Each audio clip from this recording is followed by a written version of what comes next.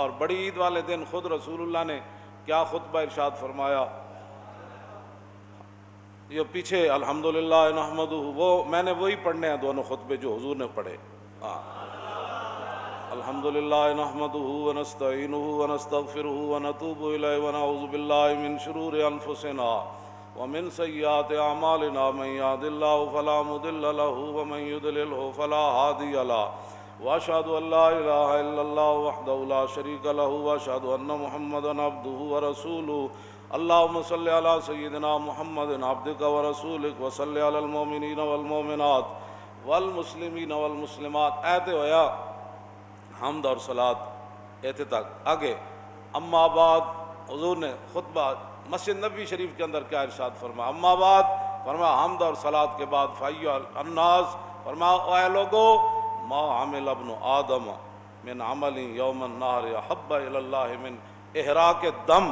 فرمایا عید والے دن کے اندر، نارک والے دن، پہلا دوسرا تیسرا، پہلے دن کے بارے میں حضرت عبداللہ بن قرط راوی ہیں، کہتے ہیں حضور نے فرمایا کہ اللہ کے دنوں میں اللہ کے ہاں سب سے افضل دن بڑی عید والا دن ہے.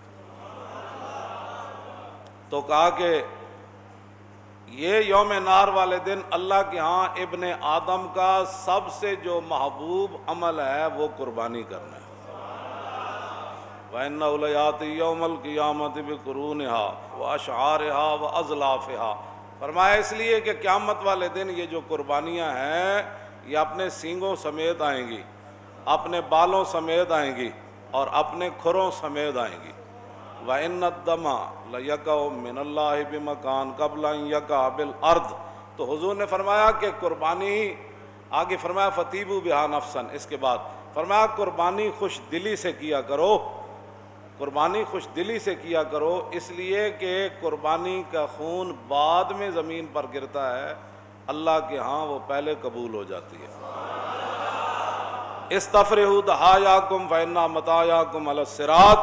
حضور نے فرمایا کہ اپنی قربانیاں تر و تازہ اور صحت مند خریدا کرو، اپنی قربانیوں کو صحت مند بنایا کرو، موٹا تازہ کیا کرو. فإن مطایاکم علی الصراط، اس لیے کہ یہ پل صراط تمہیں سواریوں کا کام دیں گی. آگے میرے آقا نے فرمایا ان البقرۃ عن سبعۃ والجزور عن سبعۃ.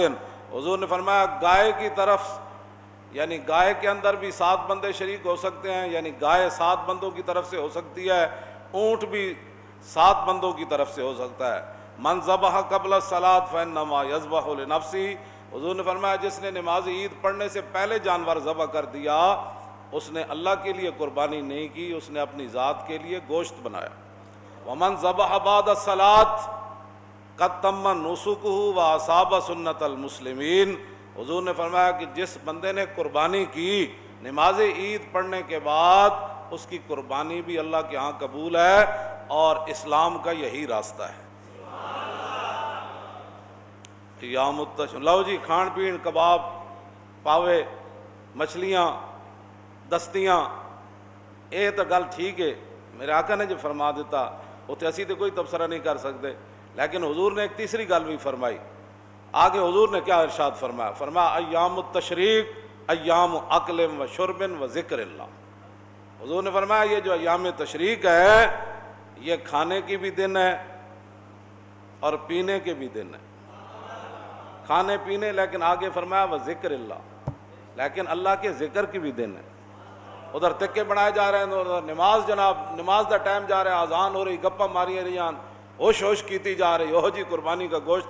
تو میرے آقا نے 3 باتیں فرمائی ہیں. ہاں پورے اسلام کی بات مانو. ایام التشریق ایام اکل و شرب و ذکر اللہ. فرمایا یہ ایام تشریق یہ اللہ کے ذکر کی بھی دن ہے. آگے حضور نے فرمایا عرفہ کی صبح کی نماز کے بعد سے لے کر ایام تشریق کے آخری یعنی نماز عصر تک کیا کرنا ہے؟